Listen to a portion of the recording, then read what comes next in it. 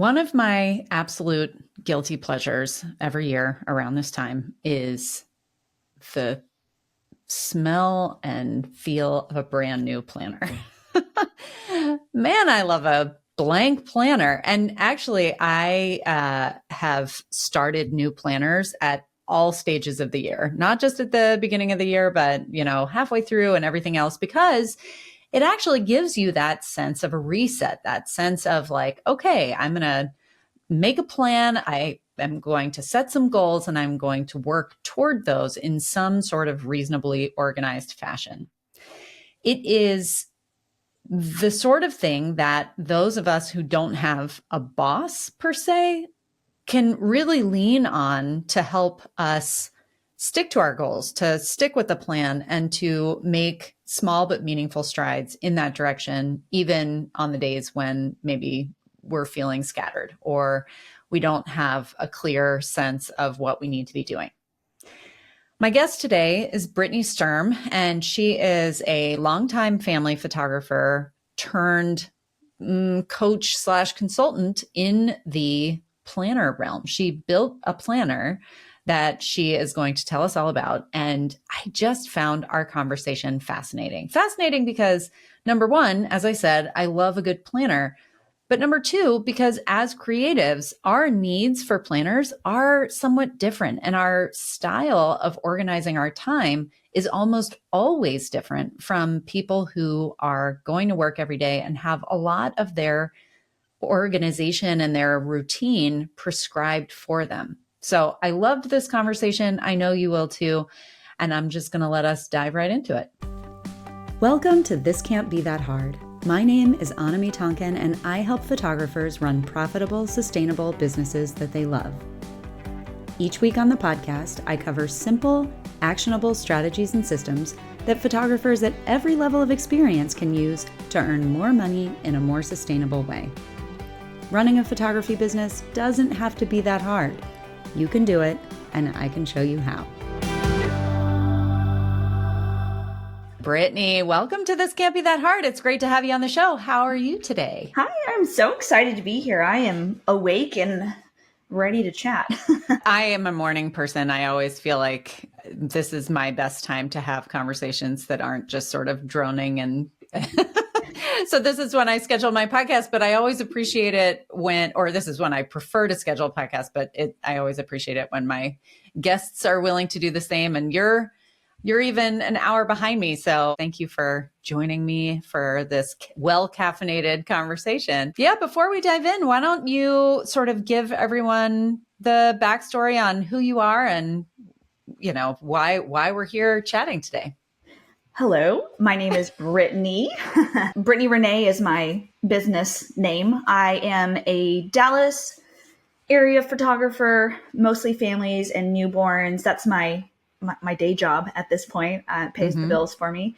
I've been doing it for close to 15 years at this point. It hasn't always been profitable. People like you have helped. I remember listening to your podcast a couple years ago and I was like, wow, she's a genius. With all those nuggets, it became a much more profitable business. So I've been doing newborn and family photography, and I have 3 kids.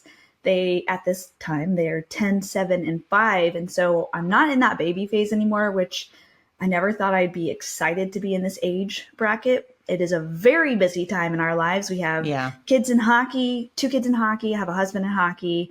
We have gymnastics, scouts, like all the things. We are running 7 nights a week all the time. And it is busy, but so wonderful. And I'm so blessed that I've created a business that I'm able to work around that schedule. I like to say that I am an introvert with extroverted tendencies. So if you met me, you probably wouldn't know I was an introvert, but I'm going to go home and I'm going to crash. I take daily naps. My husband's really had to get used to that. He just knows I'm going to nap every day around 1:00. Good for you. I love that. It's my me time. Several years ago, I was in the baby phase. We've all been through it with my kids, and I was trying to build this business, and it was going really well. I was trying to run a business with 2 kids under 5 at home. The other one, he was in school. I think this one day in particular, everyone was off of preschool, off of Mother's Day out, off of elementary school. And I had scheduled a call that was being recorded with my business coach at the time. And I remember breaking down into tears because I couldn't get my kids to occupy themselves. And I was like, I just need 15 minutes of you guys entertaining Yeah. yourselves outside or something. And I just, I got onto this live call sobbing because I was like, I just can't do this. What do I do? I have 2 hours at night after they go to bed to run, to edit my photos and to schedule emails and write blog posts and do all the things that you're supposed to be doing as a business owner. And I was like, I just can't do that and keep my house clean because they make messes while I'm trying to clean. I'm trying to be a present mom with my kids during the day and take them to do fun things, but it just didn't leave very much time to run a well-oiled business. And Right. she just told me the most simple thing ever, and it literally changed my life. She said, start resetting your kitchen at night before the kids go to bed, right? That was like mind-blowing. I was like, I can do that while they're awake. I can clean the kitchen. And it was just like one tiny thing that started me on this snowball effect of what are routines and how can they help us. Another thing I didn't mention is I have ADHD. And so I was very adamantly against routines and schedules and planning and all those things. But once I got this idea and my understood what routines were, it kind of changed my life. And I started figuring out more and how I could add routines and make it a gentle, not overwhelming, trying to be perfect kind of experience. And once I kind of figured that out, my life just became so much less stressful and amazing. And I was able to run my business and be with my kids and do all the things that I wanted to do with them. And I wanted to share this gift with the world.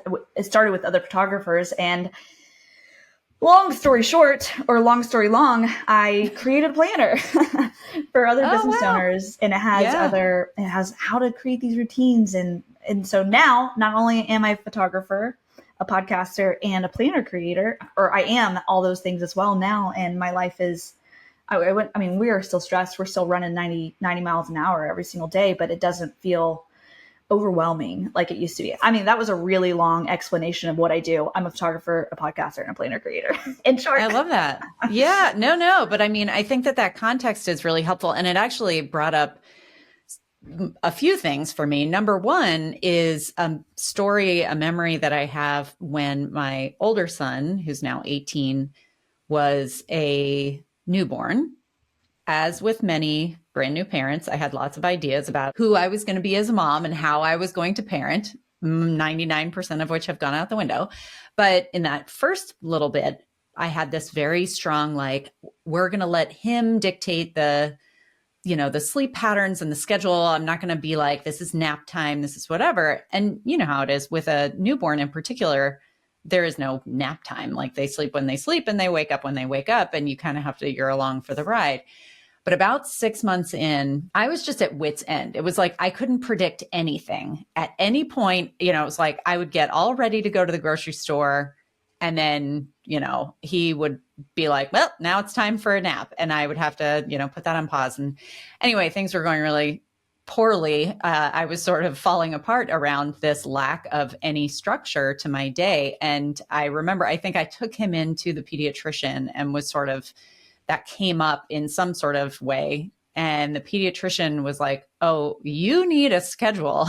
And I was like, no, we don't do that. And he was like, I think you should give it a try. And it was magic in my life. And I think it was magic in his life. And I think that sort of is not unlike what I've seen in, let's just say, creativity in the world. Sometimes you need a container. Sometimes you need some sort of structure in order to allow the good stuff to flow. And I love that worked so dramatically for you in your day-to-day planning, because with a business and kids and everything else, it can and does feel chaotic and hard, and can be really difficult to get anything done if you don't have a good plan.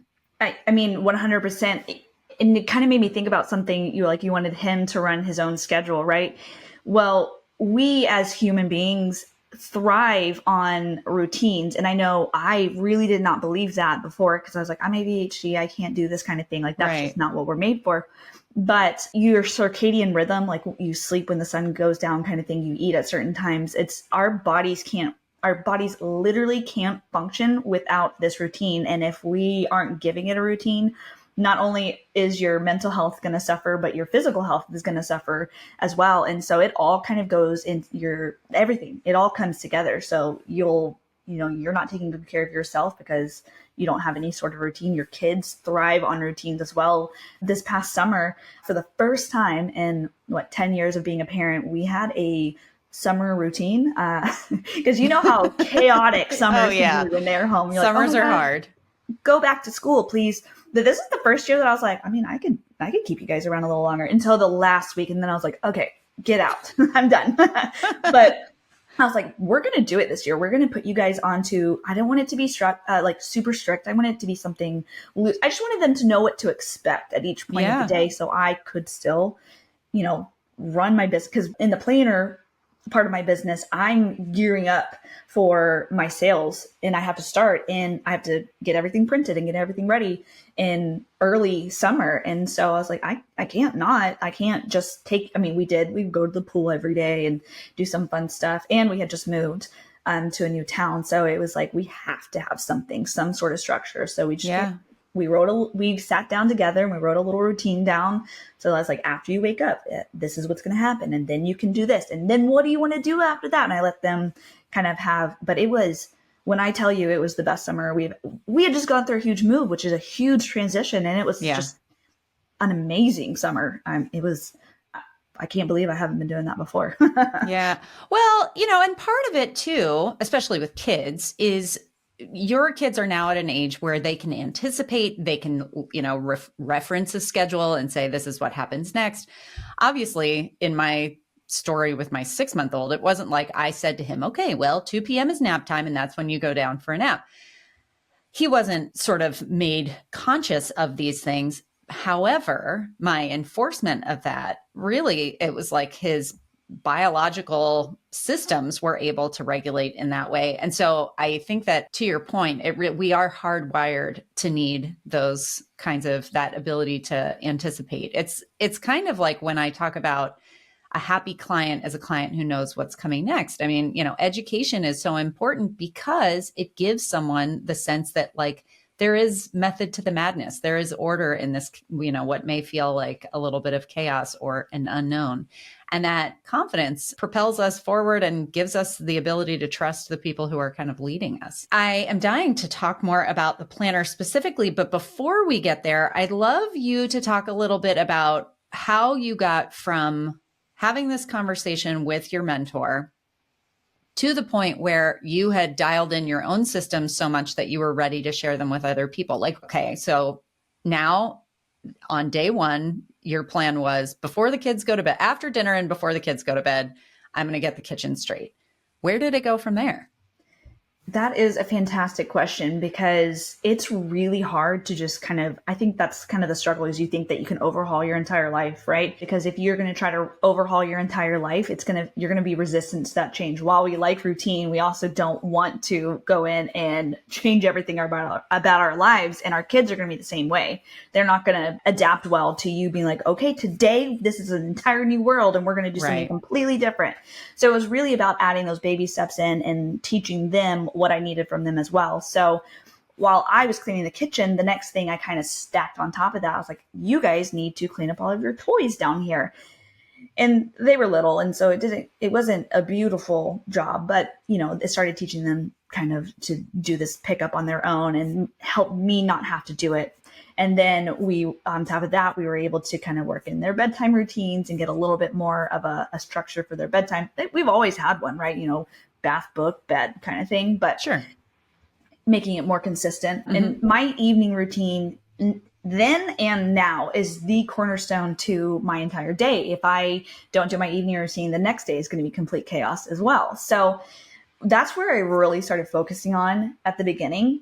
And I couldn't tell you what it looked like then. It's been a while, but just, making coffee for the morning. So that way, whenever I woke up the next morning, start pushing a button. And it was just kind of these little tiny things that reflected into my morning. And so when I would wake up the next day, I would, whatever I felt kind of resistance in, like if we were struggling, if I had to make lunches before, that was pure chaos, trying to make lunch and feed kids for breakfast and getting everyone dressed and whatnot. So whatever the resistance was that I was feeling in the morning, I would fix in the evening. So picking out clothes, packing lunches the night before, getting snacks ready. And so it was these little baby steps.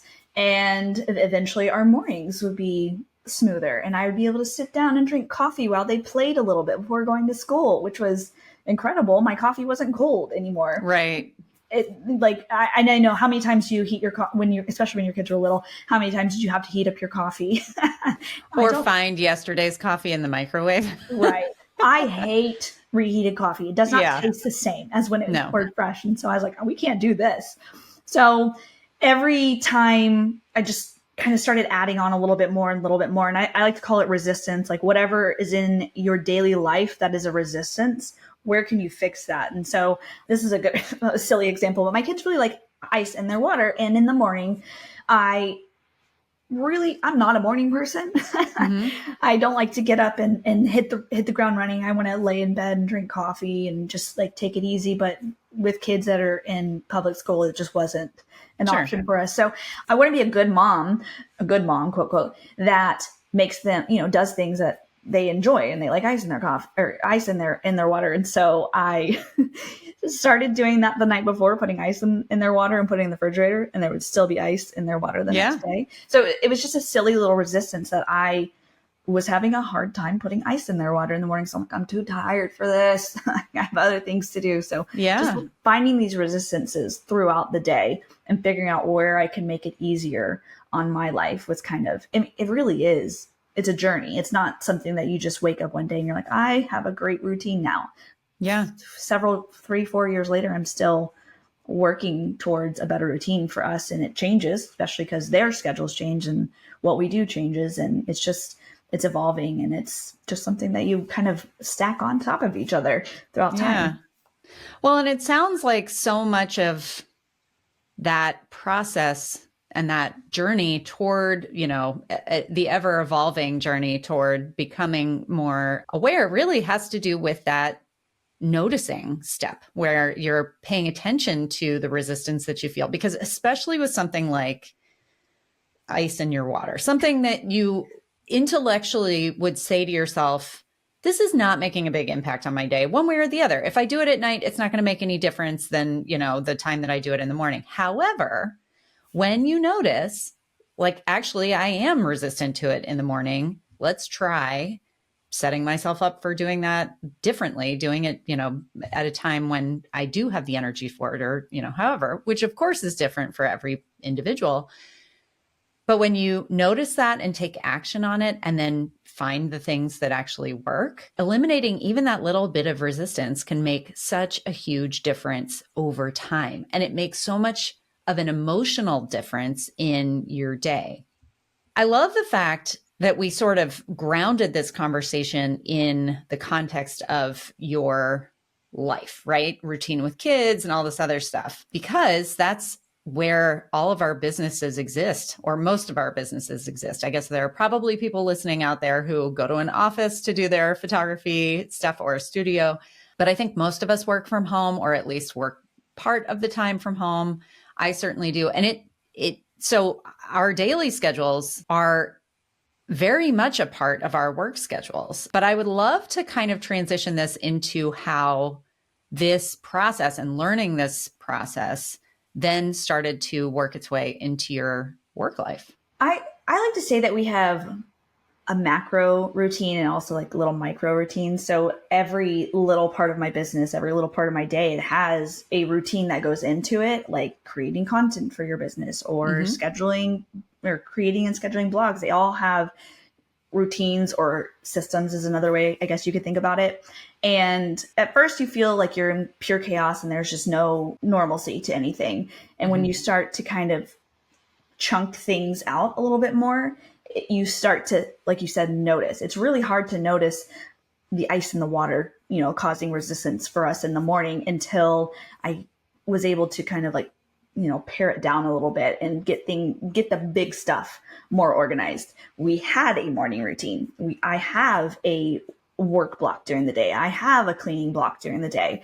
And so I think the next kind of thing that goes into it is time blocking sections of your day.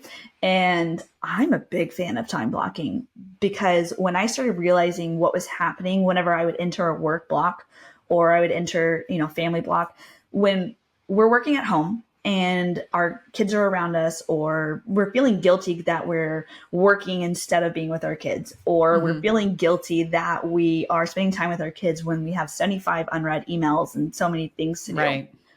But that guilt started to go away when I said, okay, this hour is time for me to respond to these emails, or whatever work that needs to happen is going to happen in this work block.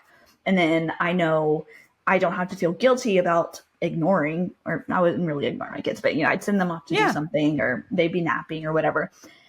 I didn't have to feel guilty about that, because later in the day or earlier in the day, I had time specifically dedicated to be with them. Yeah. So I think time blocking would be the macro routine of your day. First, my morning routine, and then it's kid time, and then it's work time, and then it's kid time, and then it's work time. It might look crazy. I never do straight 8-hour work day. Sometimes it's an hour here, it's an hour there, and it is what it is. But it just feels less overwhelming once you start. You don't even have to have a routine within those blocks when you first get started, because you don't know what you need to do, because you don't have anything organized. You've just been flying by the seat of your pants, right? Right. Yeah. And this is one of the things that I find, I love your macro micro designation, because sometimes people ask me about, well, I don't know if I should take this course, my course or anybody else's course, because it's not exactly, I don't think that that's going to be exactly the right solution for me. Or I like to do things my own way, which is, as creatives, that tends to be a universal truth, which is great. And it was actually one of my own points of resistance when I was getting into education, was like, well, this works for me, but I don't know that it's going to work for everybody, and other things work for people. So like, maybe I should just keep my mouth shut. What I know to be true, though, and the thing that sort of pulled me through that, and, where I said to myself, I think this could be helpful to some people, is that oftentimes when I take a course or learn someone else's method for time, organizing my time or anything else. I mean, I've bought lots of planners over the years, and none of them, zero of them for me, have ever been like, this is my exact perfect organization tool. However, they have gotten me a whole heck of a lot closer to finding my own organization tool. And I think that what creatives tend to do when it comes to building a business or organizing their time or anything else is they want to start with an empty canvas and say, I'm going to create this from scratch.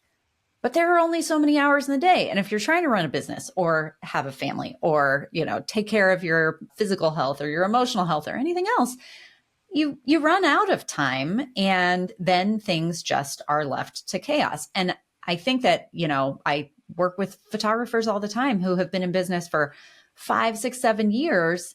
And I ask about, okay, great. So what's your fulfillment system? What are the steps, from the time that somebody hires you to the time that you say goodbye to them? Like what happens?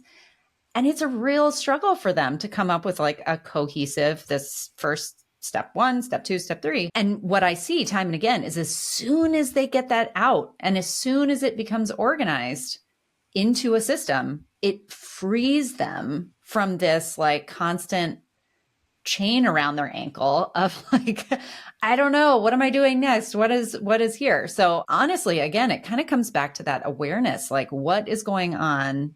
How do you like things done? How do you need things done? Now let's make that the plan. It truly does. I mean, that's essentially what a routine is. It's a standard operating procedure. And while you don't necessarily have, you don't necessarily have to write it all out. I do find it to be super helpful in having a space. Even now, when I go through and I change up part of my routine, I find myself needing to write it down somewhere in my planner. Yeah. So I can visually see what's happening. And I don't know if I'm the only one. I know I'm not the only one, but if that's a normal thing that people all have to see it to make it make sense. But when you're holding it all in your brain, like you're holding your Yeah. to-do list in your brain, and you're holding all the things that you have to do, you become overwhelmed. And that's whenever you have that burnout at the end of the day and you're too exhausted to think and you're like, I just want to go to bed and not think about anything anymore. When those little things, your client process becomes a routine and it's standardized, you take that extra thinking power out of your head, and it literally is a mental weight off of you. Yeah. So good. All right. Now I want to hear the specifics of your planner. Tell me more. So it was created with people like me in mind, because I, like you, have bought many planners and they've never, quote, worked for me. And something that I realized now that I am solidly into this planning journey is that it's not necessarily about the tool, the planner that you're using. It's about setting aside time to actually do it and making it work for you. But when Definitely. I created this, I knew that it was, well, originally it was going to be for photographers. And then I was like, this isn't just for photographers. This is for all creatives. So it is a very blank canvas because I wanted people to be able to make it their own and make it their own. I don't usually do habit trackers. And I know a lot of people are very passionate about habit trackers. So I left a lot of space for you to create your own habit tracker. I wanted this to be, it is black and white on the inside. There is no color because if you're like me, you can't have all this noise coming at you when you're trying to like get it all out of your head. So it's very simple. There's a lot of white space, and I wanted people to make it their own. I want you to white stuff out that you don't need and write over it and just make it work for you. At the beginning of it, that's kind of how I wanted to teach people how to create their own systems. And I'm not a very time specific person. It's not like 9 o'clock, I'm going to start working. It's like around 9. That's when I'm going to start, whenever my body starts feeling like it, after I finish my shower and getting ready and doing all the things. So while there is, this is how you should or you could do it, in there's a little workbook section at the beginning that kind of teaches people how to create routines and how to start noticing what you're doing in your life. I have a time audit section where you can really see what you're doing, and it's very eye-opening when you start writing everything down that you do. You're like, oh my gosh, I do so much. And then from there, you're able to start taking those bits and pieces that you do throughout the day and put it into time blocks and create your own time block. And I have a course and I have words all throughout the planner that says, this is how you can use it to get yourself on track. Yeah. No, that sounds amazing. I love the fact that it is a container, but also allows for a lot of flexibility. That sounds like exactly the sort of thing that so many of us need. And, it's like trying to read a money management book that's really written for people who have a 9-to-5 salary job or, an hourly wage that's predictable. As someone whose income fluctuates dramatically from pay period to pay period. So I love that you've really created a planner that gives creatives the space to be creative while still sort of giving direction and reining that in. It sounds amazing. I would love to hear more about where I and everyone else listening can find out more, see more, and learn more from you. On my website, capturethechaos.com, that's the planner's name, is Capture the Chaos. Love it. You can watch a walkthrough video of it so you can see page by page what's in the planner.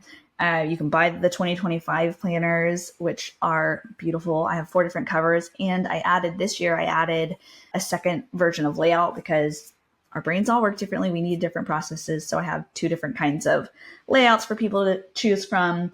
And I also have some time blocking pages. I actually pulled them directly from the planner and created a PDF for you. Teaches you how to do a time audit, to create your blocks and start time blocking. You can download the time blocking pages from brittnierenee.com/time-blocking-pages.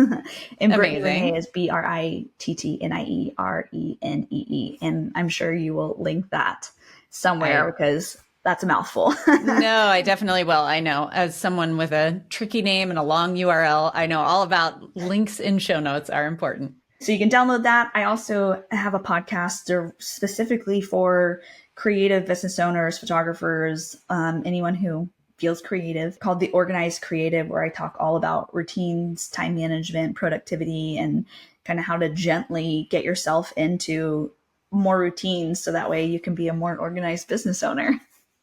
I love that. It's so important. And I think creatives resist this, these boundaries. They say, I'm an artist. I want to sort of color outside the lines. And it comes back to me to my same resistance when I was the parent of a newborn, feeling like I don't want to tell him when to sleep. I want to, let his natural rhythms show themselves. And ultimately, sometimes you require those kinds of rules, even if you're flexible about them, in order to be able to thrive. And I really appreciate you taking the time to come and share your own story about this, because I think a lot of people listening out there can probably relate. I know I certainly can. Thanks for having me. It was a pleasure. I'll talk to you soon. Well, that's it for this week's episode of This Can't Be That Hard. I'll be back same time, same place next week. In the meantime, you can find more information about this episode, along with all the relevant links, notes, and downloads at thiscan'tbethathard.com/learn. If you like the podcast, be sure to hit the subscribe button. Even better, share the love by leaving a review in iTunes. And as always, thanks so much for joining me. I hope you have a fantastic week.